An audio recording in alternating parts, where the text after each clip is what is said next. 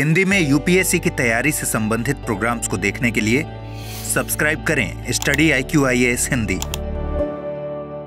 आप सभी का बहुत बहुत स्वागत है स्टडी IQ के हिंदी यूट्यूब चैनल पे। मेरा नाम है अभिनव कुमार बौरे और मैं आपके समक्ष लेकर प्रस्तुत हूं एक नया एपिसोड मैप इन न्यूज़ का। इस सीरीज में हम इस अकॉर्डिंगली चलने का प्रयास करेंगे जैसा यूपीएससी ने प्रीवियस ईयर क्वेश्चंस में, आई थिंक आप सभी ने देखा होगा, यूपीएससी मैप आधारित प्रश्नों की संख्या समय के साथ बढ़ाती जा रही है। मैं मानकर चल रहा हूं कि आप सभी ने प्रीवियस ईयर क्वेश्चंस जरूर देखे होंगे। काफ़ी सारे प्रश्न सीधे सीधे मैप पर आधारित पूछे जाते हैं, तो उसी प्रकार के प्रश्नों को, उसी क्वालिटी के क्वेश्चंस को मैच करते हुए हम उन स्थानों के बारे में जो अभी खबरों में रहे हैं उन्हें कवर करने का प्रयास आज के सेशन में हम करने वाले हैं। अगर आप इस वीडियो में बताए गए या यूज़ करे गए PDF को आप डाउनलोड करना चाह रहे हैं तो आप इजीली इसे एक्सेस कर पाएंगे। आप इसे जो है वो अमृत उपाध्याय 007 ये टेलीग्राम चैनल है, आप इसके माध्यम से जो है वो इसे इजीली डाउनलोड कर पाएंगे। तो चलिए हम सेशन को स्टार्ट करते हैं। और सेशन स्टार्ट करने से पहले आई थिंक आप सभी ने प्रीवियस वीडियो जरूर देखा होगा और प्रीवियस वीडियो में मैंने आपसे एक प्रश्न भी करा था और उस प्रश्न के उत्तर के बारे में आज की वीडियो में हम चर्चा भी करेंगे।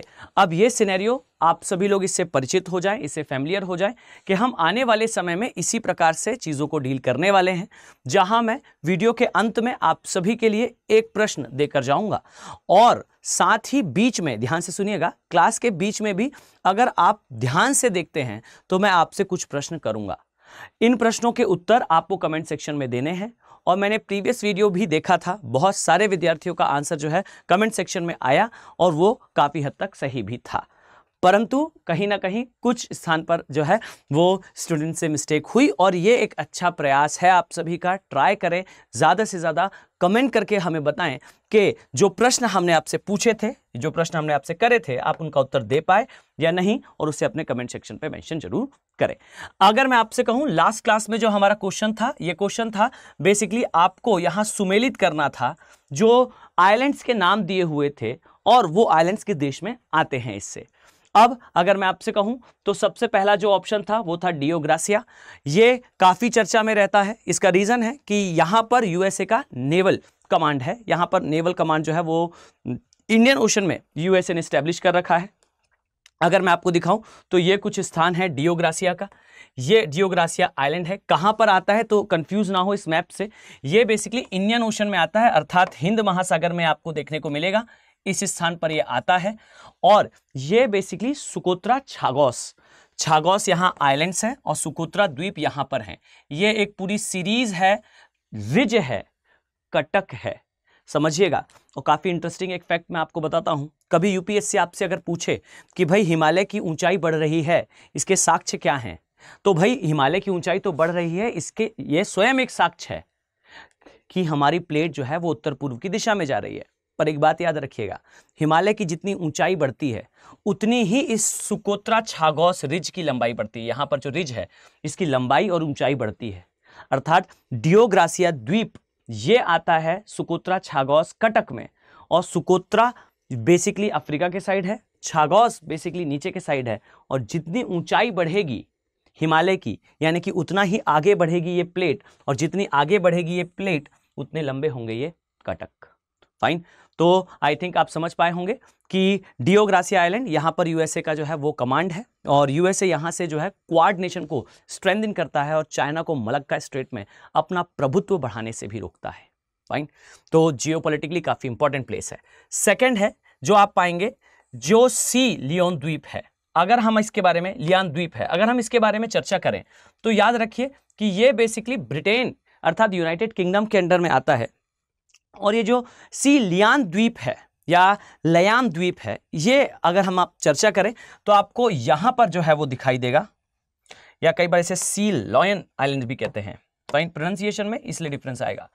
अब यहाँ ध्यान से देखिए, ये जो लायन नाम से आइलैंड है ये बेसिकली फॉकलैंड जो द्वीप हैं जो दक्षिणी अटलांटिक महासागर में आते हैं, यहाँ पर देखने को मिलता है। और आपको अगर मैं दिखाऊं तो यहाँ ध्यान से देखिएगा, इस प्रकार से आप जो है वो दक्षिण जो है अमेरिका देखते हैं, साउथ अमेरिका देखते हैं। यहाँ पर आपको जो है ये एक आइलैंड दिखाई देता है, ये बेसिकली अलग होता है, ये बेसिकली अलग पार्ट है। इसके नीचे यहां पर आपको फॉकलैंड द्वीप दिखता है, ठीक है। तो जिस द्वीप की हम चर्चा कर रहे हैं वो फॉकलैंड द्वीप यहां है। और ये जो प्लेस है, जो खासकर कई बार देखने को मिलता है, इस प्लेस को कहा जाता है Tierra del Fuego. Tierra del Fuego, ये याद रखिएगा, ये दक्षिणतम मानवीय अधिवास वाला एरिया है। और इसके ऊपर यहां पर जो ये आइलैंड देख रहे हैं आप, ये है बेसिकली फॉकलैंड आइलैंड, ठीक है। तो फॉकलैंड आइलैंड दक्षिणी अटलांटिक महासागर में बेसिकली साउथ अमेरिका के आपको सामने दिखाई देता है, अर्थात आप कह सकते हैं ये जो भाग है ये पूर्वी भाग है, पूर्वी भाग में दिखाई देता है। यहां पर बेसिकली आपको जो देश दिखाई देता है ये है अर्जेंटीना। तो याद रखिएगा, अर्जेंटीना और ब्रिटेन के बीच में फॉकलैंड आइलैंड को लेकर जो है वो विवाद है। ब्रिटेन का कहना है कि ये ब्रिटेन का क्षेत्राधिकार में आता है, और जो अर्जेंटीना है सेम एज उनका भी प्रोक्लेमेशन है। यहां मैं आप सभी का ध्यान इस बात पर आकर्षित करना चाहूंगा, याद रखिएगा कि ये प्लेस कई चीजों के कारण न्यूज में रहा है। कारण क्या है? फॉकलैंड आइलैंड के नीचे यहां जॉर्जिया आइलैंड्स भी हैं, सेंट जॉर्ज आइलैंड, माफ कीजिएगा नाम है इनका, और ये पेंगुइन्स के कारण काफी न्यूज में रहे थे। आप पाएंगे कि फॉकलैंड आइलैंड का ये जो लायंस आइलैंड है, यहां पर बेसिकली पेंगुइन की मृत्यु हुई थी बर्ड फ्लू के कारण। फाइन, इस कारण जो है ये काफी न्यूज में रहा था, यानी कि यहां पर पेंगुइन की मृत्यु हुई है। और इवन मैं आपको बताऊं तो यहां से नीचे ये सेंट जॉर्ज आइलैंड है, ये भी पहले न्यूज में रहे थे। ये भी हम किसी वीडियो में कवर करेंगे, जहां आप पाएंगे कि एक हिमनद था आर्कटिक से जो निकला था। अगर मैं आपको दिखाऊं तो अंटार्कटिका, माफ कीजिएगा, अंटार्कटिका वाले पोर्शन से कुछ इस तरीके से जो है ये अंटार्कटिका वाला पार्ट है। यहां पर जो है एक आइस शेल्फ है, यहां से एक जो है A23A नाम से जो है एक सबसे बड़ा आइसबर्ग टूटकर निकला था, जो कहा जा रहा था कि इस स्थान पर जो सेंट जॉर्ज द्वीप है उससे टकरा सकता है।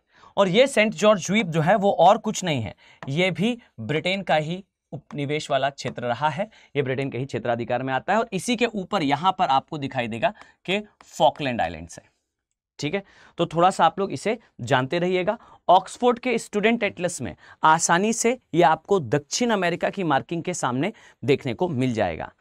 और साथ ही आप इसे मार्क करके अपने माइंड पर सेटल डाउन करें, बिकॉज ये प्लेस पेंगुइन्स के लिए काफी न्यूज में रहता है। और मैं यहां आपका ध्यान इस बात पर भी आकर्षित करना चाहूंगा, नोट डाउन कर लीजिए कि यह कहा जाता है कि विश्व में जलवायु परिवर्तन के कारण सबसे पहले खत्म होने वाले पंछियों में सबसे पहला नंबर जो है वो पेंगुइन्स का ही होगा। रीजन आई थिंक आप समझ पा रहे होंगे। तो आई थिंक आपने इस चीज को नोट डाउन करा है। और आप ये भी बताएंगे कि हमने आज से पहले एक समय करंट अफेयर भी कवर करा था इसी से संबंधित, कि भाई जो पेंगुइन्स है इनकी मृत्यु हो रही है, और एक एम्परर पेंगुइन था जिसके लगभग 10,000 पेंगुइन्स की जो है वो मृत्यु हुई थी। इसके बारे में भी, कैटास्ट्रॉफिक ब्रीडिंग फेलियर, इसके बारे में भी हमने एक करंट अफेयर देखा था, आप उसे भी जो है वो देख सकते हैं। चलिए, तो अब हम आगे की ओर बढ़ते हैं। यहां आज से जो है वो, यहां से ऑनवर्ड हम चर्चा करेंगे कुछ अन्य प्लेसों के बारे में। यहां मैं आप सभी का ध्यान सबसे पहले जो हमारा टॉपिक है इस पर लेकर आऊंगा। ध्यान से देखिए, पीलीभीत जो टाइगर रिजर्व है, यहां पर भालुओं के द्वारा जो है वो किसानों पर हमला करा गया। अब यहां बहुत कम विद्यार्थियों को इसके बारे में पता है, बहुत कम स्टूडेंट्स इसके बारे में जानते हैं, और लैक ऑफ अवेयरनेस है। याद रखिए, मैन एनिमल कॉन्फ्लिक्ट, अर्थात मानव और पशुओं के मध्य जो है वो संघर्ष, ये topic inherit, topic in between the line UPSC के सिलेबस में आता है। ये पर्यावरण के चैप्टर्स में आता है, मैन एनिमल कॉन्फ्लिक्ट, मानव और पशुओं के मध्य संघर्ष। ये डायरेक्टली मानवीय गतिविधियों के कारण होता है, और स्पेसिफिकली इसके कुछ रीजंस होते हैं। यूपीएससी ने बीते वर्षों में जो है इस पर प्रश्न भी पूछा है। मैं आप सभी को इस बारे में परिचित कराना चाहूंगा। याद रखिए कि प्रीवियस ईयर में इससे डायरेक्ट प्रश्न भी आए हैं। तो पहली चीज तो ये समझिए कि हम जाने पहले कि पीलीभीत टाइगर रिजर्व जो है वो कहां आता है, इसके क्या डायमेंशंस हैं, और फिर मैं आपसे चर्चा करूंगा इस विषय पर कि आपको नहीं लगता, काफी रोचक बात है ये, आपको नहीं लगता कि जंगली जानवर शहरी क्षेत्रों में क्यों आते हैं, या फिर क्यों ये घुसपैठ होती है? क्या इसका कारण सिर्फ इतना है कि मानव के द्वारा जो है वो प्राकृतिक आवास को जो है वो जो जीवों का प्राकृतिक आवास था उसे कैप्चर कर लिया गया? क्या सिर्फ ये एक रीजन है? और अगर ये रीजन है तो फिर ये यूपीएससी क्यों इस पर इतना इंटरेस्ट दिखाता है? क्या रीजन है कि यूपीएससी बार बार इससे जो है वो प्रश्न पूछता है? डियर, इसके पीछे बहुत साइंटिफिक रीजन है। मैं केवल आपके सोचने के लिए तथ्य बताऊं तो याद रखिएगा कि अगर किसी फॉरेस्ट से एलिफेंट को एलिमिनेट कर दिया जाए, यानी कि हाथियों को अगर किसी जंगल से हटा दिया जाए, तो उस जंगल के जो जीव हैं, यानी कि जो जंगली जानवर हैं, जो वाइल्ड एनिमल्स हैं, वो खासकर जो है वो बिग कैट्स या फिर तेंदुए या भालू ये जंगल से बाहर आने लगते हैं और शहरी क्षेत्र में आक्रमण करने लगते हैं अगर उस जंगल से एलिफेंट को हटा दिया जाए। ये एक इन्वायरमेंटल थ्योरी है और इससे प्रश्न यूपीएससी ने पूछे हैं और आगे भी पूछेगा। तो आइए इस पर भी चर्चा करते हैं कि ये कैसे होता है। पहले हम जानने का प्रयास करेंगे कि पीलीभीत टाइगर रिजर्व जो है वो किस लिए इंपॉर्टेंट है। सबसे पहली बात तो भाई, पीलीभीत टाइगर रिजर्व जो है वो भारत और नेपाल की सीमा में आता है। उत्तर प्रदेश इसका राज्य है, पहली बात। सेकंड बात, आपको याद रखना है और इसी प्रकार से माइंड मैप के माध्यम से, ध्यान से समझिएगा मेरी बात, थीसिस लिखने की आवश्यकता नहीं है। एक सिंगल इवेंट को एक पेज में आपको पूरा एक्सप्लेन कर लेना चाहिए ताकि आप प्री से पहले ऐसे सारी चीजों को बहुत आसानी से जो है वो रिवाइज कर पाएं। तो सबसे पहली बात तो यह है कि ये जो है भारत और नेपाल की सीमा में हमारे उत्तर प्रदेश में आता है, यानी कि ये हमारे उत्तर प्रदेश राज्य के सीमा के अंतर्गत आता है, पहली बात। दूसरी बात, इसकी जो प्राकृतिक सीमा है, ध्यान से समझिएगा, इसकी प्राकृतिक सीमा उत्तरी भाग में बाय डिफॉल्ट भारत और नेपाल की सीमा है। साथ ही नेपाल वाले पोर्शन में, अभी मैं आप लोगों को मैप पर भी ये चीज दर्शाऊंगा, यहां अगर मैं आपको दिखाऊं तो इस तरीके से आप इसे देख पाएंगे कि भाई यहां पर जो है हमारा पीलीभीत टाइगर रिजर्व आता है। कुछ इस तरीके से अगर हम मार्क करें तो ये पीलीभीत टाइगर रिजर्व है और इसके बाद आपको यहां पर जो है वो नेपाल वाला क्षेत्र जो है वो दिखाई देगा। ठीक, तो ये जो सीमा आप देख पा रहे हैं ये नेपाल वाली सीमा है। डन। अब देखिए एक एक करके हम इसके सारे प्लेसेस को जो है वो देखने का प्रयास करेंगे। सबसे पहली बात तो यहां देखेंगे तो ये उत्तर पूर्व में नेपाल से सीमा बनाता है और नेपाल में याद रखिएगा एक प्लेस है जिसे कहा जाता है शारदा सागर जलाशय, ये भी नेपाल में आता है। और एक और प्लेस है जिसे कहा जाता है शुक्ला फांटा वन्य जीव अभ्यारण्य, ये भी नेपाल में आता है।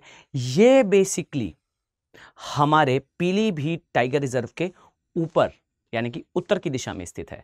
लोकेशनल एनालिसिस इंपॉर्टेंट होता है, प्लीज नोट इट डाउन और आप अपने एटलस में भी इसे मार्क कर सकते हैं। इस इमेज को अपने दिमाग पर सेटल डाउन कर लें कि भाई ये पीलीभीत टाइगर रिजर्व है और शुक्ला फांटा ये आपको दिखाई देगा नेपाल वाले एरिया में।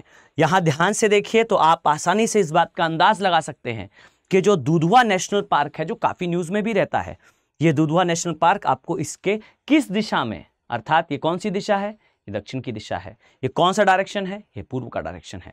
आपको यहां पर दुधवा नेशनल पार्क दिखाई देता है। ठीक है, इसके अलावा जैसा हमने कहा दक्षिण पूर्व की दिशा में जो है वो एक और प्लेस है, ये भी आपको याद रखना है, किशनपुर वन्य जीव अभ्यारण्य, ये इसके दक्षिण पूर्वी भाग में दुधवा के पहले आपको देखने को मिलता है। साथ ही माफ करिएगा दक्षिण पूर्वी दिशा में, साथ ही एकदम पूर्व एक्सट्रीम पूर्व में जाएंगे तो फिर जो है आपको शारदा नदी दिखाई देगी। शारदा नदी से होते हुए आपको जो है दुधवा नेशनल पार्क का रास्ता मिल जाएगा। तो यहां ध्यान दीजिएगा दक्षिण पूर्व की दिशा, पूर्व की दिशा, प्राकृतिक सीमा कहां पर। डन। यहां पर एक चीज और आपको जाननी चाहिए, याद रखिए कि इसका जो एकदम पश्चिमी भाग है, ठीक एकदम पश्चिमी भाग है, यहां पर आपको जो है केलारा ये नदी जो है वो दिखाई देगी, जो इसकी पश्चिमी सीमा जो है वो निर्धारित करती है। कुछ इस प्रकार से आपको यहां से बहती हुई दिखाई देती है। तो इसका विशेष ध्यान रखिएगा कि कुछ ये डायमेंशंस हैं जो आपको पता होने चाहिए। चलिए अब अगर हम नेक्स्ट डायमेंशन जो इसके बारे में आपको एग्जाम पॉइंट ऑफ व्यू से जानना आवश्यक है, अगर हम ये देखें तो ध्यान से देखिएगा, यहां पर आपको एक डायमेंशन दिखाई देता है। ये डायमेंशन क्या है तो प्लीज नोट इट डाउन कि ये जो टाइगर रिजर्व है, ये टाइगर रिजर्व ने तय समय सीमा के अंदर, यानी कि गवर्नमेंट ऑफ इंडिया जो है वो एक समय सीमा निर्धारित करती है कि इस समय सीमा के अंदर जो है वो नेशनल पार्क्स को या जो टाइगर रिजर्व्स हैं उन्हें अपने बाघों की संख्या को दुगना कर लेना चाहिए। याद रखिएगा कि इस टाइगर रिजर्व ने अपने तय समय सीमा के अंतर्गत ही जो है वो अपने टाइगर्स की पॉपुलेशन को डबल कर लिया था और इस कारण इसे TX2 यानी कि टाइगर्स की पॉपुलेशन दुगना करना, इस सम्मान से सम्मानित करा गया था। हो सकता है आने वाले समय में यूपीएससी आपसे प्रश्न पूछे कि कौन से नेशनल पार्क को जो है वो ये इस अवार्ड से, TX2 अवार्ड से जो है वो सम्मानित किया गया था। तो याद रखिएगा ये हमारा पीलीभीत टाइगर रिजर्व है। वैसे ये प्रश्न काफी पॉपुलर भी है, ये भी याद रखिएगा कि ये 44th हमारा टाइगर रिजर्व भी रहा था। ठीक है, तो ये शायद आपको डायमेंशंस क्लियर हो चुके हैं इस विषय पर। परंतु अब यहां मेरी बात ध्यान से सुनिएगा, अगर मैं आपसे कहूं कि भाई मानव और पशु का संघर्ष अर्थात मैन एनिमल कॉन्फ्लिक्ट इस क्षेत्र में क्यों देखने को मिल रहा है, अब यहां समझिएगा, यहां पर भालुओं के द्वारा हमला करा गया मानव पे।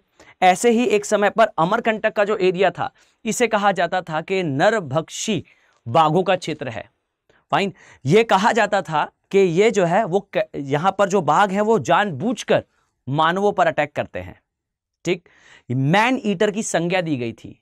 इसी प्रकार से अभी से कुछ समय पहले जो जिम कॉर्बेट नेशनल पार्क का नाम चेंज करा गया था, ये जिम कॉर्बेट व्यक्ति कौन थे?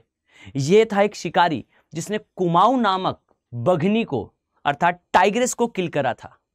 आप इस चीज को नोट करेंगे कि भारत का पहला नेशनल पार्क जो था, प्रथम नेशनल पार्क जो भारत का था वो था basically gym Corbett National park, जिसका नाम रिसेंटली जो है वो चेंज करा गया था। अब मैं यहां उन सभी एस्पिरेंट से जो लिटरली अपनी तैयारी पूरी सीरियसनेस के साथ कर रहे हैं, मुझे आप ये बताएंगे कि ये जो जिम कॉर्बेट नेशनल पार्क है इसके सेंटर से कौन सी रिवर निकलती है। ठीक है, अब अगर मैं आपको बताऊं तो Jim Corbett National Park basically Terai के एरिया में आता है और यहां पर भी एक टाइग्रेस थी जिसका नाम था कुमाऊं, और ये जो कुमाऊं टाइग्रेस थी या बघनी थी इसे किल करा था, इसको हंट करा था बेसिकली जिम कॉर्बेट नामक एक शिकारी ने, और इस कारण जो है नाम दिया गया था इस नेशनल पार्क का जिम कॉर्बेट नेशनल पार्क। ठीक है, अब यहां पर कहा गया था कुमाऊं जो है वो मैन ईटर हो गई है। अब समझिए कि ये जो संज्ञा बार बार दी जाती है मैन ईटर होना या फिर मानव और पशुओं के मध्य संघर्ष होना, इसके पीछे का कारण क्या है, इसके पीछे का रीजन क्या है? तो आइए मैं इस चीज को आपको समझाऊं। हमेशा याद रखिएगा कि जो एलिफेंट होते हैं ये फॉरेस्ट के, जंगलों के नेशनल हाईवे अथॉरिटी होते हैं, यानी कि जो टसल एनिमल्स हैं जिनका साइज बड़ा होता है, ये एक पानी के स्रोत से दूसरे पानी के स्रोत की तरफ जाते हैं, और जब ये जाते हैं तो एक रास्ता बनाते हैं दो जलाशयों के बीच का, और इसी रास्ते का उपयोग बेसिकली करते हैं अदर एनिमल्स। फाइन, तो याद रखिए शेर हो या भालू हो, खासकर शेर जो है और भालू जो है ये या शिकारी जीव, ये जो है इन रास्तों का उपयोग करते हैं एक जलाशय से दूसरे जलाशय जाने के लिए, और ये जो ट्रैवल कर रहे होते हैं ना, ये इसी रास्ते में ट्रैवल कर रहे होते हैं और यहीं पर ये शिकार करते हैं।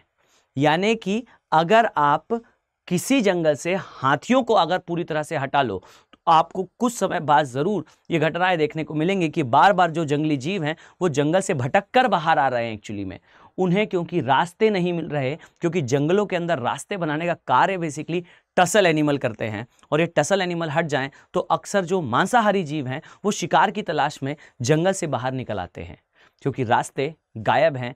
जो जीव हैं अदर, जो शाकाहारी जीव हैं वो तो जंगल में अदर प्लेसेस से जो है वो अपना फूड अरेंज कर ही रहे हैं, परंतु मांसाहारी जीवों को जो है वो उनका शिकार नहीं मिलता क्योंकि वो एक स्थान पर नहीं आ रहा है। फाइन, तो इसका थोड़ा सा आप लोग ध्यान रखेंगे। मैन एनिमल कॉन्फ्लिक्ट में एलिफेंट का बड़ा रोल होता है और इस कारण पशु जो है वो अटैक करते हैं, भालू हो चाहे वो बाघ हो। चलिए हम आगे की ओर बढ़ते हैं। इसी क्रम में अगर हम आगे चलें तो आप पाएंगे कि अगर हम नेक्स्ट जो है वो न्यूज की तरफ जाएं, पर नेक्स्ट न्यूज की तरफ जाने से पहले थोड़ा सा यहां पर जो है कुछ चीजों को नक्शे पर भी देखें। ये जो आपको दिखाई दे रहा है, ये जो बॉर्डर आपको मैं ड्रॉ करता हुआ दिख रहा हूं, आइए इसे थोड़ा सा मैप पर भी देख लें। ये है बेसिकली हमारा जो मेन टाइगर रिजर्व है, ठीक है। और ये जो टाइगर रिजर्व आपको दिख रहा है इस तरीके से, इस टाइगर रिजर्व में एक खासियत याद रखिएगा, माला रिवर जो है वो इसके सेंटर से होकर जा रही है, जिसे हमने अभी देखा था कुछ समय पहले। ये जो है तराई का एरिया है, फॉरेस्टेड एरिया है, ये दोनों आपको जो है वो इस स्थान पर दिखाई देते हैं, और यहीं पर आपको जो है वो सीमा भी दिखाई देती है। इसके एक तरफ यहाँ आपको नेपाल देखने को मिलता है। ये वाला एरिया हमारे उत्तर प्रदेश का एरिया है। डन। चलिए अब अगर मैं आपसे कुछ प्रश्न करूं, फाइन, कुछ प्रश्नों को अगर हम देखें तो यहाँ पर कुछ प्रश्न कोट करे गए हैं और मेरा आप सभी से ये रिक्वेस्ट भी होगी कि ज़रा ट्राई करें कि आप इन प्रश्नों का उत्तर दे पाएं। यहाँ लिखा हुआ है कि जो दुधवा राष्ट्रीय उद्यान है ये घाघर नदी के पूर्व में स्थित है। एक बार आप एटलस उठाइए। मेरा आप सभी से रिक्वेस्ट होगी कि वीडियो को 2 बार जरूर देखिएगा। पहले मैं आपसे कुछ प्रश्न करूंगा, प्रश्न करने के बाद मैं आपको समय दूंगा, आप ट्राई करिए पहले उसे सेल्फ सॉल्व करने का और उसके बाद जो है इसे आप आगे बढ़ाएं। यहां देखें, अगर मैं आपसे कहूं कि जो दुधवा राष्ट्रीय उद्यान है ये घाघर नदी के पूर्व में स्थित है, पहला स्टेटमेंट। दूसरा स्टेटमेंट, शारदा नदी उत्तराखंड और उत्तर प्रदेश इसकी सीमा बनाती है, ये सेकंड स्टेटमेंट है। और थर्ड स्टेटमेंट है, यमुना नदी केवल 5 भारतीय राज्यों और केंद्र शासित प्रदेशों, मतलब कलेक्टिवली केंद्र शासित प्रदेश और भारतीय राज्य, इनको मिलाकर 5 स्थानों से जो है वो प्रवाहित होती है। यह स्टेटमेंट दिया गया है। आप बहुत ध्यान से सुनिएगा। एक स्टेटमेंट मेरी तरफ से भी है, जरा इसका अलग से आंसर करिएगा कि जो गंगा नदी है, गंगा की सबसे लंबी सहायक नदी कौन सी है? सबसे लंबी सहायक नदी ये कौन सी है? अगर मैं आपसे प्रश्न करूं तो आप सभी का और खासकर ज्यादातर स्टूडेंट्स का जिन्होंने अभी अपनी जर्नी स्टार्ट करी होगी, शायद आंसर जो है वो गंगा है। गंगा की सहायक नदी यमुना है। डायरेक्टली हम आंसर देखें तो यमुना है। पर अगर मैं कहूं आंसर यमुना नहीं है, तब आप जो है वो थोड़ा कह सकते हैं कि थोड़ा कंफ्यूजिंग फील करेंगे। यहां ध्यान से सुनिएगा और अपने दिमाग में बेहतर तरीके से सेटल डाउन भी करिएगा। आइए इन कथनों पर विचार करते हैं और मैं आप सभी से कहूंगा कि एक बार वीडियो को पॉज करके इसका आंसर जरूर देने का प्रयास करें और जरूर ये बताएं कि आप कितने प्रश्नों का सही उत्तर दे पाए। फाइन। यहां अगर मैं आपसे कहूं कि ये है बेसिकली वो मैप, यहां आप आसानी से देख पाएंगे और इसे आप डाउनलोड भी कर सकते हैं। जो टेलीग्राम चैनल मैंने आपको बताया, आप उस स्थान से आसानी से इसे डाउनलोड कर पाएंगे। यहां आप देखिएगा तो ये है बेसिकली जो है वो दुधवा नेशनल पार्क। डन। और यहां आप देखिए ये है बेसिकली घाघर नदी। फाइन। और आप यहां देख पाएंगे कि घाघर नदी जो है इस प्रकार से यहां से आ रही है। ये 2 नदियों से मिलकर बनती है, इसलिए खासकर कई बार जो है वो कंफ्यूजन देखने को मिलता है। मेन जो इसका पोर्शन है ये आपको पाएंगे कि इस दिशा से आता है, इसीलिए ये जो स्टेटमेंट है कि पश्चिम की दिशा में है, ये जो है वो आप पाएंगे कि ये किस प्रकार से दिख रहा है। ठीक है। इसी तरीके से यहां अगर मैं आपसे कहूं, जो हमारा सेकंड स्टेटमेंट था, यहां खासकर ये स्टेटमेंट को ध्यान से देखिए, जो मैप लगा हुआ है उससे हम आसानी से इसे क्लियर कर पाएंगे कि जो यमुना नदी है वो केवल 5 राज्यों से होकर गुजर रही है या केंद्र शासित प्रदेश। जरा इस मैप से हम पहले इसे क्लियर कर लें, फिर हम नेक्स्ट स्टेटमेंट की तरफ जाएंगे। ध्यान से देखिएगा, ये एक जो है वो रिवर है, जस्ट अ सेकेंड, ये गंगा रिवर है, this one is the Ganga. ठीक, ये गंगा नदी है। और अब यहां ध्यान से देखिए, यहां हम प्लॉट करने वाले हैं किसे? यमुना नदी को। आप बहुत ध्यान से देखेंगे तो आपको एक चीज समझ में आएगी कि जो यमुना नदी है, डन, ये इस तरीके से यहां आती है। ये आपको कहां कहां बहती हुई दिखाई देगी। एक प्लेस आपको जो है वो उत्तराखंड में दिखाई देगा। ठीक, इसके बाद ये हरियाणा में आपको देखने को मिलेगी। इसके पश्चात ये दिल्ली वाले एरिया में आएगी और फिर ये पूरा उत्तर प्रदेश में अपना एरिया तय करेगी।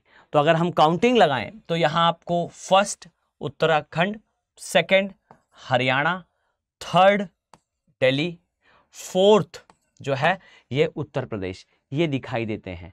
अक्सर इन 4 का नाम ही ध्यान आता है और यही हम एक मिस्टेक कर जाते हैं, वो ये है कि ये हिमाचल प्रदेश से भी टच करते हुए निकलती है। तो याद रखिएगा कि यमुना नदी जो है वो उत्तराखंड, हिमाचल प्रदेश और उसके बाद फिर जो है वो हरियाणा, दिल्ली और उत्तर प्रदेश जाती है। तो यहाँ इसका विशेष ध्यान रखिएगा कि यहाँ पर जो यमुना नदी है ये 5 क्षेत्रों से कलेक्टिवली केंद्र शासित भी और आपका राज्य भी, यहां से बच्चे होकर गुजरती है। डन। अब जो मेरा प्रश्न था, जो मेरा स्टेटमेंट था आपसे कि भाई गंगा सबसे लंबी सहायक नदी है या फिर हम कहें घाघर सबसे लंबी सहायक नदी है, तो यहां आप जो है वो थोड़ा भ्रमित फील करेंगे, थोड़ा सा कंफ्यूज्ड फील करेंगे। इसलिए मैं आपको यहां अगर समझाऊं तो हमेशा याद रखिएगा कि ये जो रिवर है this is called Ganga. Ganga जो है उत्तराखंड के उत्तरकाशी डिस्ट्रिक्ट में गोमुख नामक स्थान से गंगोत्री ग्लेशियर से निकलती है। यमुना यमुनोत्री ग्लेशियर बंदरपूछ माउंटेन से निकलती है। और आप यहां पाएंगे कि ये जो स्थान आप देख रहे हैं, बहुत ध्यान से देखिएगा इस चीज को, ये जो स्थान आप देख रहे हो this is called Ramganga, this is called Gomti and this is called घाघर। Done. और घाघर नदी जो है ये नेपाल से आती है। और यहां समझिएगा नेपाल में एक प्लेस है जिसे कहा जाता है बेसिकली मापचाचुंगो ग्लेशियर, मापचाचुंगो। और ये जो मापचाचुंगो हिमनद है यहां से नदी निकलती है। कौन सी? घाघर। और घाघर को नेपाल में कर्णाली के नाम से जाना जाता है। और ये कर्णाली कह लीजिए या घाघर कह लीजिए, फिर भारत आती है और भारत में फिर ये गंगा से मिल जाती है।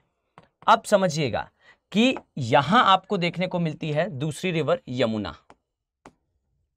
तो अगर हम इस कथन की बात करें, this is called Yamuna, this is Ganga, ये है हमारी रामगंगा, ये है गोमती,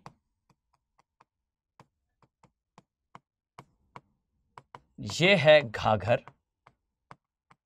और इसी प्रकार से जो है GHAR, इसी प्रकार से जो है आगे आपको दिखाई देगा रामगंगा, गोमती, घाघर, गंडक, कोशी, महानंदा।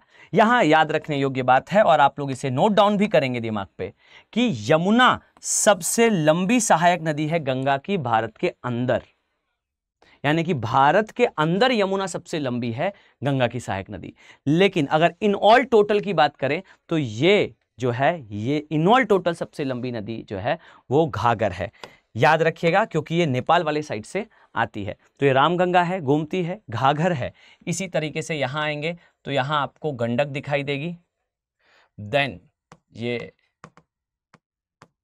गंडक है, रामगंगा, गोमती, घाघर, गंडक, देन इस कोशी, और ये जो है ये कोशी है, और लास्ट वन जो आती है वो है हमारी महानंदा। ये महानंदा है।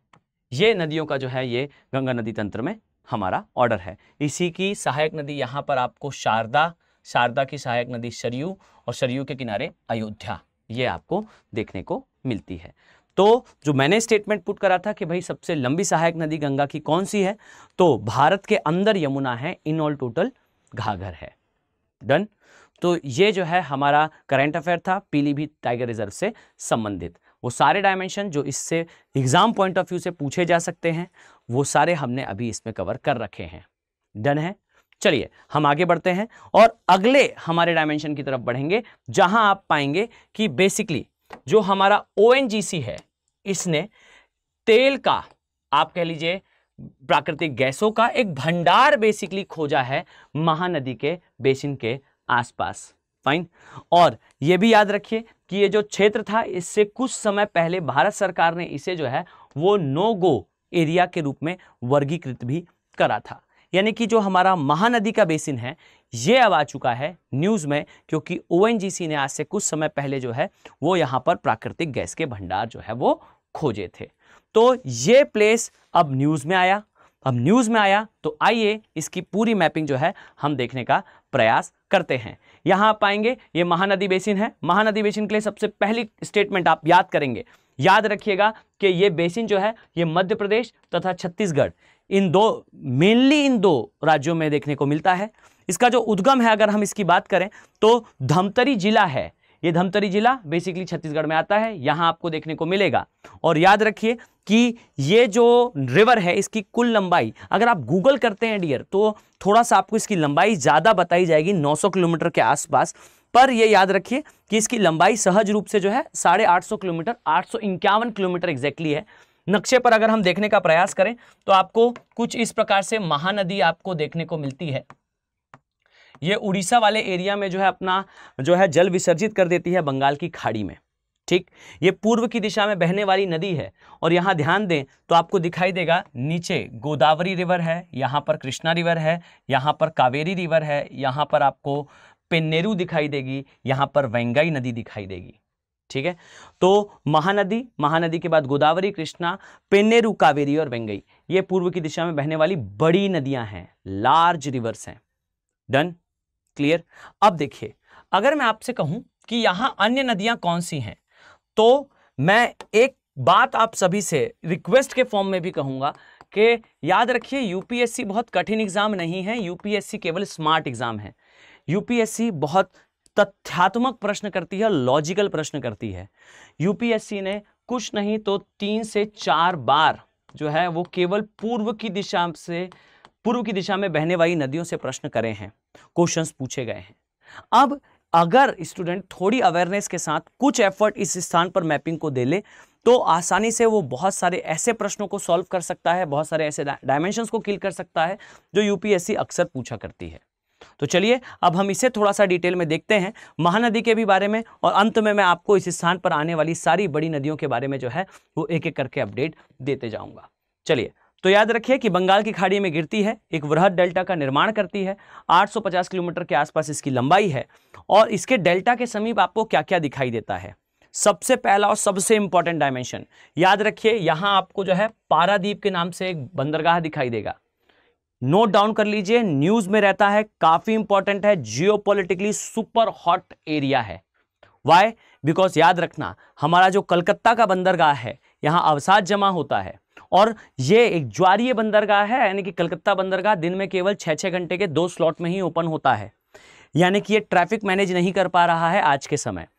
तो कलकत्ता बंदरगाह के ट्रैफिक को मैनेज करने के लिए पारादीप बंदरगाह जो है वो बनाया गया था और काफी विवादों में रहा था, याद रखिएगा। और रीजन क्या था? यहां पर मिलने वाले ऑलिव रेडले कछुओं के कारण ये पूरा एरिया, पारादीप हो, धामरा हो, या फिर अभी हम कुछ समय बाद चर्चा करेंगे अभी भीतरकनिका के बारे में, ये पूरा क्षेत्र ऑलिव रेडले कछुओं के लिए काफी ज्यादा चर्चा में रहता है। और नोट डाउन करिएगा, यूपीएससी पॉइंट ऑफ व्यू से अगर आप तैयारी कर रहे हैं, नोट इट डाउन कि यहां पर ये जो एरिया है, ये एरिया सुपर हॉट है बायोडायवर्सिटी के लिए, जैव विविधता के लिए। और यहां पर जो आप भीतरकनिका देख रहे हैं, ये जो भीतरकनिका नेशनल पार्क है, ये भी बायोडायवर्सिटी का एक बहुत इंपॉर्टेंट एग्जांपल है। मैं जितनी चर्चा करूं वो उतनी कम होगी। ऑलिव रेडले टर्टल विश्व का दूसरा सबसे छोटा टर्टल है, दूसरा सबसे छोटा कछुआ है। आर्कटिक वाले उत्तरी ध्रुव वाले क्षेत्र से भारतीय उपमहाद्वीप में आता है प्रजनन के लिए और अपने अंडे देने के लिए। ये उसका एग लाइंग एरिया है, नर्सरी है काफी बड़ी, पारादीप, धामरा और इसके नीचे पूरा जो है वो भीतरकनिका वाला एरिया। यहाँ पर पोर्ट के कंस्ट्रक्शन पे काफ़ी ज़्यादा डिस्प्यूट भी हुआ था और ये भी कहा गया था कि यूएस बेस्ड एनजीओज भारत में जो है वो उन एनजीओज को स्पॉन्सर कर रहे हैं जो इस पोर्ट के अगेंस्ट जो है वो यहाँ पर प्रोटेस्ट कर रहे हैं। सडेशन के भी चार्जेस लगे थे और काफ़ी बड़ा डिस्प्यूट हुआ था। तो इसलिए थोड़ा सा आप लोग याद रखिएगा कि ये जो पारादीप वाला एरिया है ये न्यूज़ में रहता है। इसके अलावा यहाँ पर आपको जो है वो गहीर माता, या कई बार इसे अलग अलग नामों से भी जाना जाता है, कई बार इसे घेर माता बोल दिया जाता है, कई बार इसे गौहर माता भी कह दिया जाता है, पर एग्जैक्टली हम देखें तो गहीर माता जो है वो माता या माथा अभ्यारण्य यहां देखने को मिलता है। डन। अब सुनिए ध्यान से महानदी के बारे में। ये महानदी जहां अपना डेल्टा का निर्माण करती है, ध्यान से सुनिएगा, जहां पर ये डेल्टा का निर्माण करती है वहां आपको 2 अन्य नदियां भी इसके साथ दिखाई देंगी।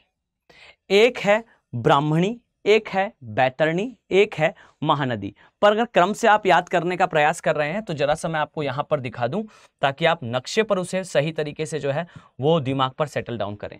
यहां आपको उड़ीसा का मैप दिखाई देगा और प्लीज नोट इट डाउन, जो मैं चीज यहां पर अभी मार्क करने वाला हूं। ये आपको महानदी दिखाई देगी, ठीक है, this one is Mahanadi.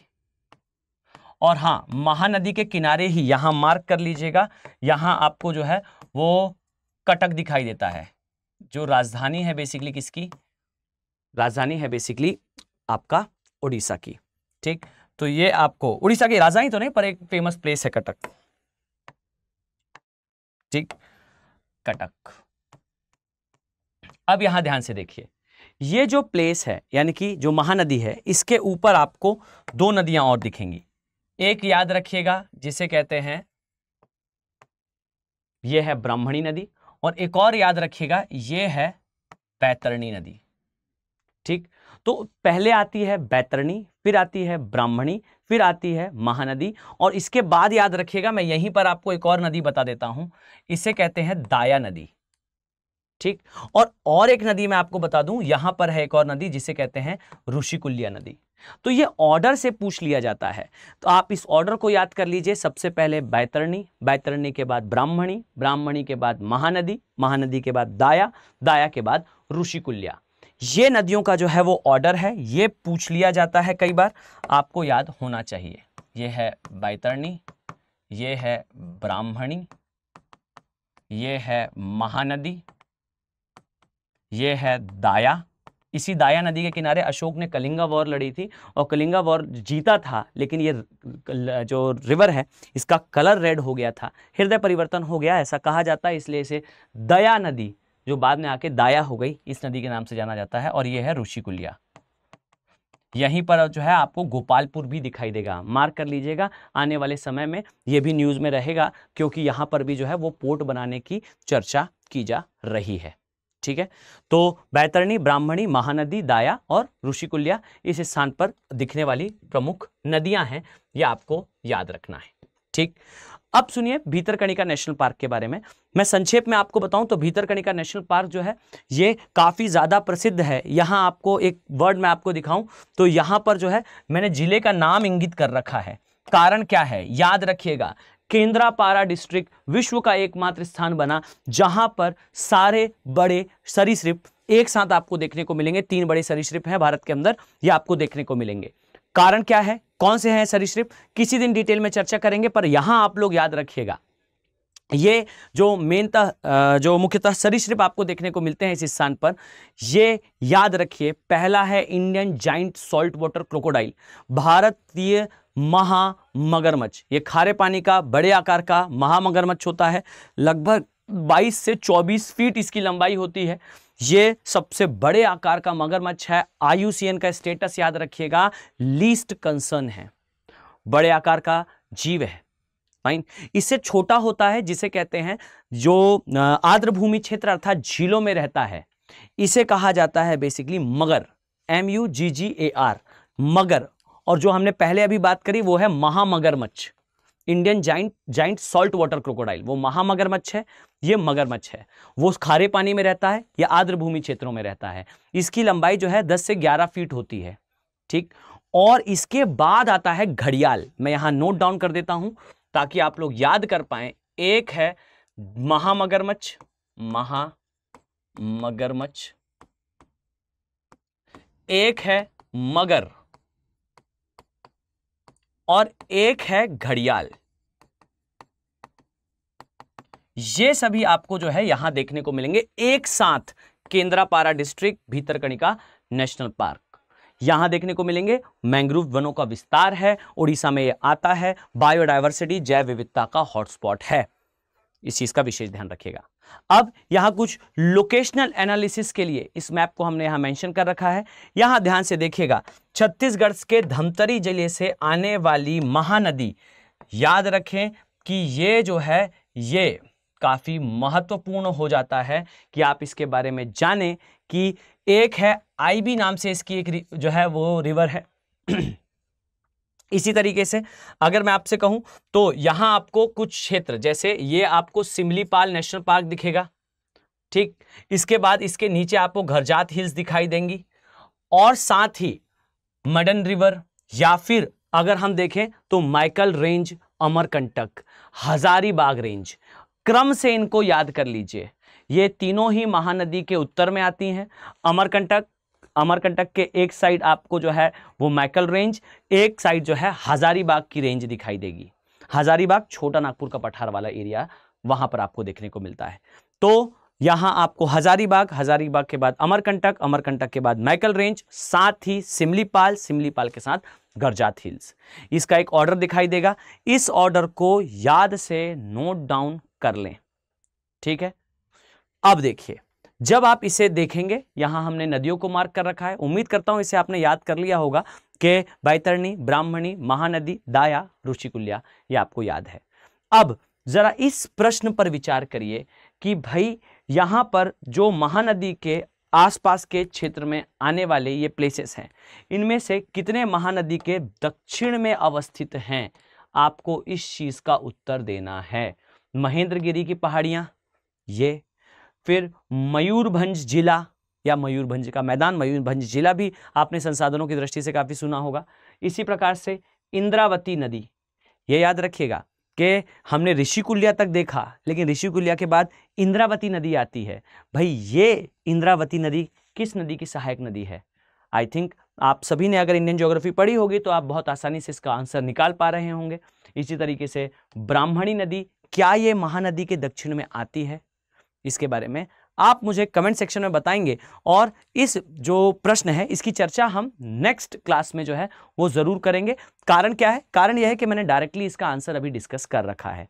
Fine, यहां अगर हम देखें तो ये चिल्का झील है, यहां पर ये चिल्का झील है और काफी ज्यादा मशहूर झील है चिल्का।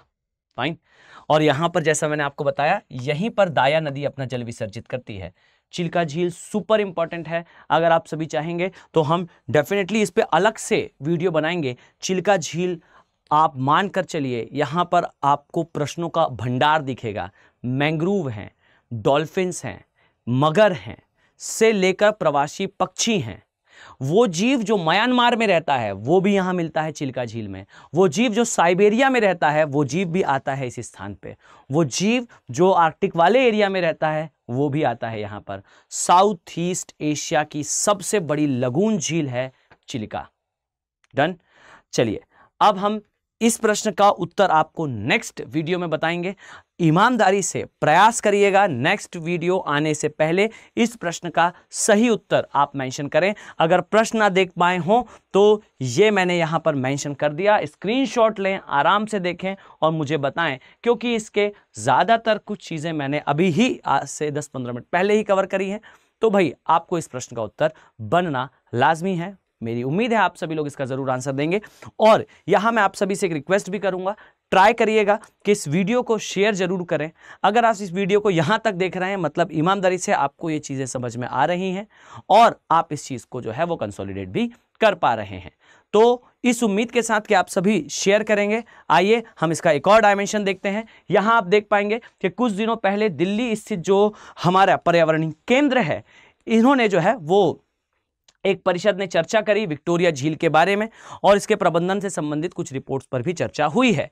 यानी कि जो विक्टोरिया झील है, now this lake is in news. तो आइए चलिए इसके बारे में हम थोड़ी चर्चा करते हैं। यहां अगर मैं आपको बताऊं तो सबसे पहले कुछ तथ्यात्मक चीजों को देखते हैं, फिर हम इसके मैप पर आएंगे और इसके बारे में डिटेल में चर्चा करेंगे। याद रखिएगा जो विक्टोरिया झील है ये अफ्रीका महाद्वीप के पूर्वी भाग में आती है।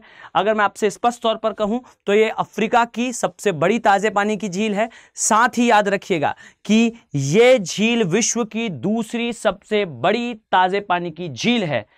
यानी कि पहली कौन सी है? तो याद रखिए कि पहली जो है वो आप पाएंगे इस तरीके से, कुछ यहां दिखाई देगा आपको उत्तरी अमेरिका, ये वाला पोर्शन, ये गल्फ ऑफ मैक्सिको है। इस तरीके से आप ऊपर जाएंगे तो ये कैनेडियन शील्ड है डियर, और यहां से चलते हुए आपको जो है ये दिखाई देगा उत्तरी अमेरिका। और यहां ध्यान दीजिए आपको इस स्थान पर जो है वो देखने को मिलती है ग्रेट लेक्स ऑफ यूएसए, और ये ग्रेट लेक्स ऑफ यूएसए में आपको सुपीरियर, मिशिगन, ह्यूरॉन, ओंटारियो, इरे, ये जो है 5 लेक्स दिखाई देती हैं। बच्चे नोट डाउन करिएगा दिमाग पे। इसका एक पोर्शन जो है ये आता है कहां? यूएसए में, और एक पोर्शन आता है कहां? कनाडा में। ये जो है ये ग्रेट लेक्स ऑफ यूएसए है, ठीक है, ये आती यूएसए में है। चर्चा हो रही है हमारी विक्टोरिया झील की, ठीक है, पर वाटर ड्रॉप इफेक्ट में इसे हमेशा याद रखिएगा। डन है। तो ये जो है ये विश्व की सबसे बड़ी ताजे पानी की झील, superior, main portion US and Canada के बीच में, ठीक है। अब देखिए यहां पर ध्यान देने योग्य है, अगर हम इसे देखें तो याद रखिएगा 3 देशों के मध्य आती है बेसिकली विक्टोरिया झील। और ये जो 3 देश हैं ये तीनों हैं केन्या, युगांडा और तंजानिया। तो केन्या, युगांडा, तंजानिया इन 3 देशों के मध्य आती है और यहां पर एक घुमाने लायक स्टेटमेंट भी बनता है। अभी चर्चा करूंगा इसके बारे में भी कि ये स्टेटमेंट ट्विस्ट करके पूछा जाता है कि भाई ये 3 देशों के बीच में है, पर कितने देश इसके बेसिन का पार्ट है। क्वेश्चन घूम जाता है, आंसर बदल जाता है। याद रखिएगा, मेनली ये 3 देशों के बीच में आती है। और याद रखें कि ये जो 3 देश हैं, इनमें से एक डायमेंशन काम का ये है कि इस झील से जो है भूमध्य रेखा भी होकर गुजरती है। देखिए, पूर्वी अफ्रीका का पार्ट है, पहली बात। दुनिया की दूसरी सबसे बड़ी ताजे पानी की झील है, दूसरी बात। यहां पर आपको 3 देश की सीमाएं बनती हुई दिखाई देंगी इस झील से, केन्या, युगांडा, तंजानिया। देन इसके ऊपर से होकर गुजरती है कौन सी? भूमध्य रेखा। एक प्रश्न बनता है कि इनमें से कौन सी झीलों से भूमध्य रेखा होकर गुजरती है?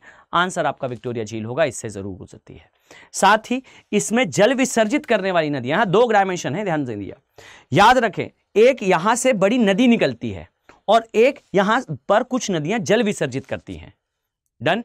तो यहां ध्यान से देखिएगा, एक है कागेरा नदी, एक है काटोगा नदी और एक है मारा नदी। और मारा नदी तो काफी इंपॉर्टेंट है। वाई? बिकॉज इसके आसपास ऐसा नेशनल पार्क है जिसमें जो है भारत के बहुत प्रसिद्ध जो स्टार्स होते हैं ना, सो कॉल्ड स्टार्स होते हैं, ये विजिट करने जाते हैं, घूमने जाते हैं।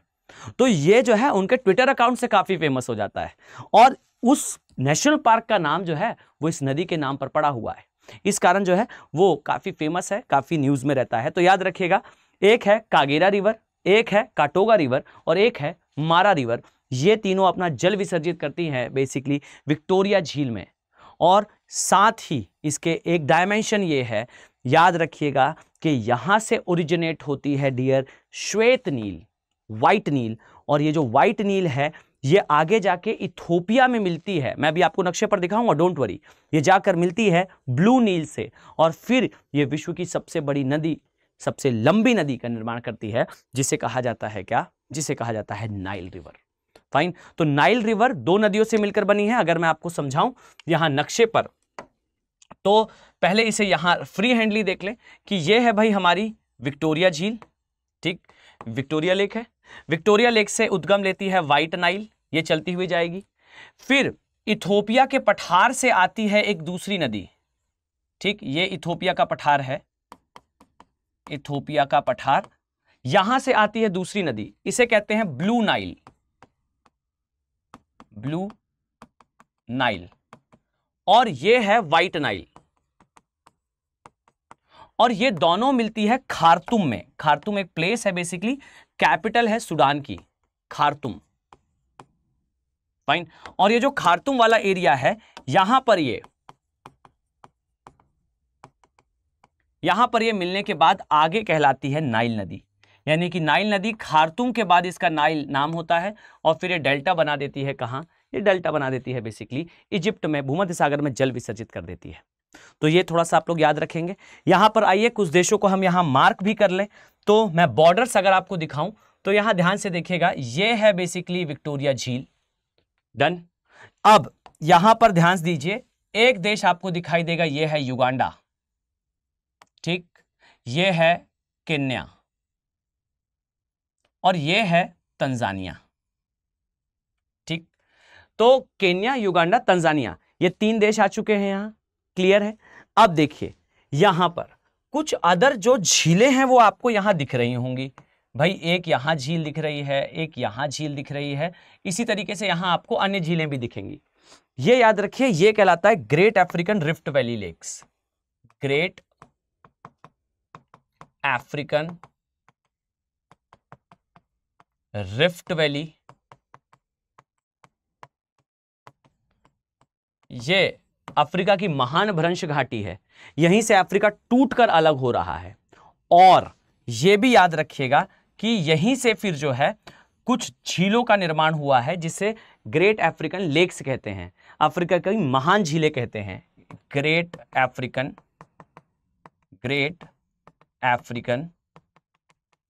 लेक्स कहते हैं।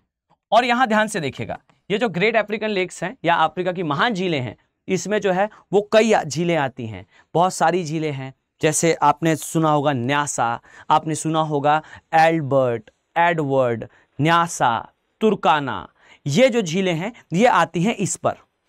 अब यहां ध्यान से सुनिए, जो ग्रेट विक्टोरिया झील है ये बिल्कुल पास में है अफ्रीकन रिफ्ट वैली के, लेकिन बच्चे ये नहीं है पार्ट, बिल्कुल नहीं है पार्ट किसका, अफ्रीकन रिफ्ट वैली का।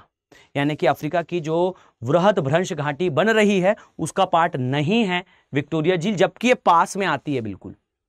ठीक, इसलिए यूपीएससी आपसे ये प्रश्न पूछ सकता है, इसका विशेष ध्यान रखिएगा। आइए इसके नेक्स्ट डायमेंशन की तरफ चलते हैं। यहां ध्यान दीजिएगा और इस मैप को मैं आप सभी से रिक्वेस्ट करूंगा, प्लीज इसे जो है वो टेलीग्राम चैनल से डाउनलोड कर लें। अमृत उपाध्याय 007 ये अमृतसर का टेलीग्राम चैनल है, वहां से आप इसे जरूर डाउनलोड करें और डाउनलोड करके इस मैप को निकालकर अपने दिमाग पर फिट कर लीजिए। वाई? बिकॉज ये लेक अभी न्यूज में है और आगे भी न्यूज में रहेगी। ठीक है, तो यहां मैं आप सभी का ध्यान कुछ चीजों की ओर जो है आकर्षित करना चाहता हूं। यहां ध्यान से देखो, यहां आप पाओगे कि जिन रिवर्स की हमने चर्चा करी थी, जैसे काटोगा रिवर, कागीरा रिवर, इसी तरीके से यहां पर जो है ये मारा रिवर, ये 3 मेजर रिवर्स हमने अंडरलाइन करी थी। अब यहां सुनिएगा, ये रिवर्स आ गई। अब देखिए इस झील के अंदर कौन कौन से जो है वो आइलैंड्स हैं। यहां मैं कुछ इंपॉर्टेंट आइलैंड्स की तरफ आपका ध्यान जो है वो आकर्षित करना चाहता हूं, प्लीज ध्यान से देखिएगा। एक केन्या का आइलैंड है जिसे कहा जाता है रुसिंगा आइलैंड्स। ठीक है, ये रुसिंगा द्वीप है। डन। यहां पर ये आते हैं बेसिकली किस साइड, केन्या साइड। डन। इसके बाद ध्यान दीजिएगा, थोड़ा सा ध्यान दीजिएगा, एक तंजानिया है। तंजानिया बेसिकली इसके नीचे वाले पार्ट में है। ठीक है, और यहां आपको कुछ द्वीप, जैसे यहां मैं अगर आपको दिखाऊं तो एक है ये द्वीप, इसे कहा जाता है क्या, रुबंडो द्वीप। इसके अलावा एक है जिसे कहा जाता है उकारो, और एक है जिसे कहा जाता है, याद रखिए ये सबसे बड़ा भी है, यहां मैं मेंशन कर दूं सबसे उकारो, और फिर जस्ट अ सेकेंड यहां ये देखें उकेरेवे। ये रिवर, ये जो द्वीप है ये सबसे बड़ा द्वीप है इस झील का। ठीक है, जो उकेरेवे द्वीप है ये तंजानिया के ज्यूरिसडिक्शन में आता है। ये सबसे बड़ा द्वीप है लेक विक्टोरिया का। डन। और अब लास्ट आता है जिसे कहते हैं Uganda.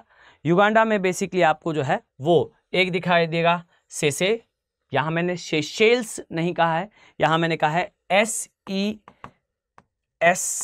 Just a second, SSESE, सेसे। ये आइलैंड है, ये युगांडा के अंदर में आता है। और एक है नागंबा आइलैंड, ये भी युगांडा के ज्यूरिसडिक्शन में आता है। तो यहां आपको कुछ प्रमुख द्वीप दिखाई देते हैं।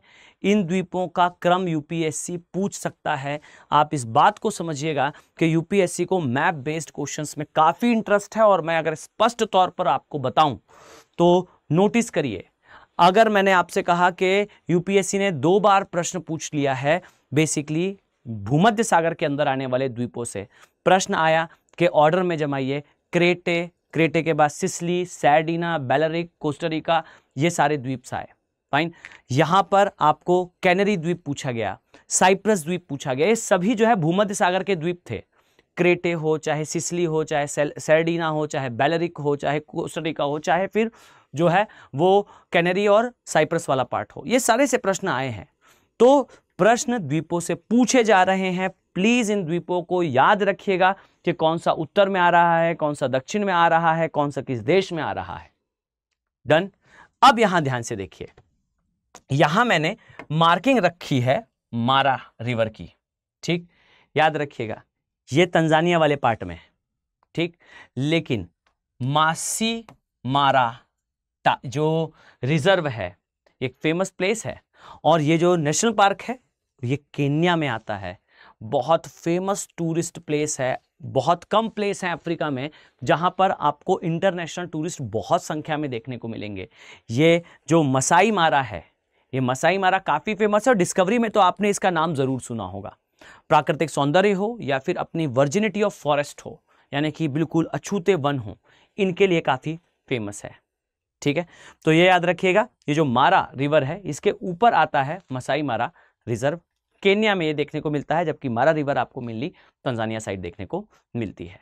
अब इस प्रश्न का उत्तर आप लोग मुझे देने का प्रयास करेंगे कि ये जो है ये जो प्रश्न पूछा गया, जैसे विक्टोरिया झील का बेसिन ये कितने देशों में है।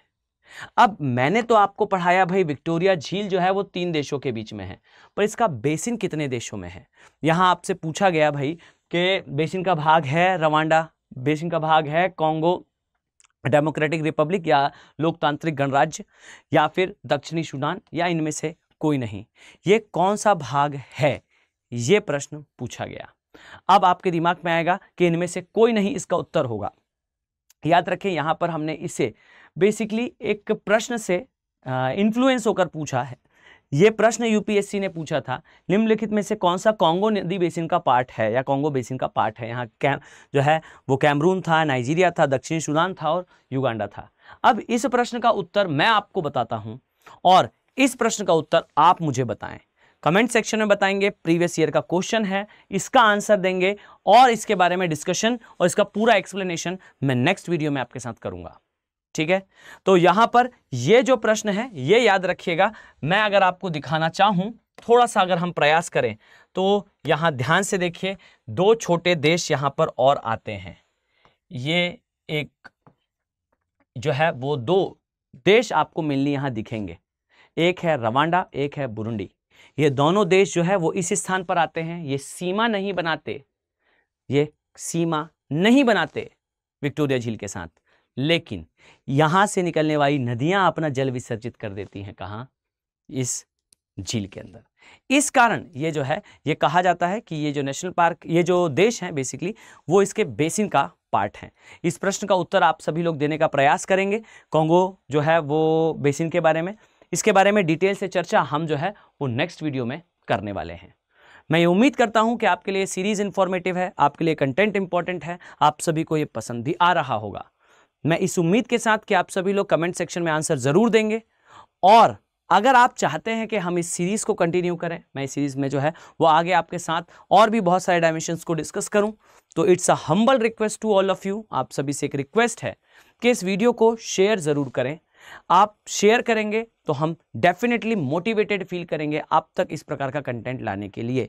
इस चीज़ को समझिएगा कि अगर आप इसे कंटिन्यू देखना चाहते हैं, कंटिन्यू इसे एंजॉय करना चाहते हैं, इसके कंटेंट को फुलफिल करना चाहते हैं, तो डू शेयर दिस सीरीज। इस सीरीज को, इस वीडियो को ज़्यादा से ज़्यादा शेयर करें। आपका जो शेयर है वो हमें मोटिवेट करेगा कि हम आप तक इस प्रकार का कंटेंट जो है वो लेकर आते रहें। तो चलिए मिलते हैं इसी प्रकार से एक नेक्स्ट वीडियो में अगली चर्चा को लेकर। Have a very nice day, thank you. Hindi में यूपीएससी की तैयारी से संबंधित प्रोग्राम्स को देखने के लिए सब्सक्राइब करें स्टडी IQ IAS हिंदी।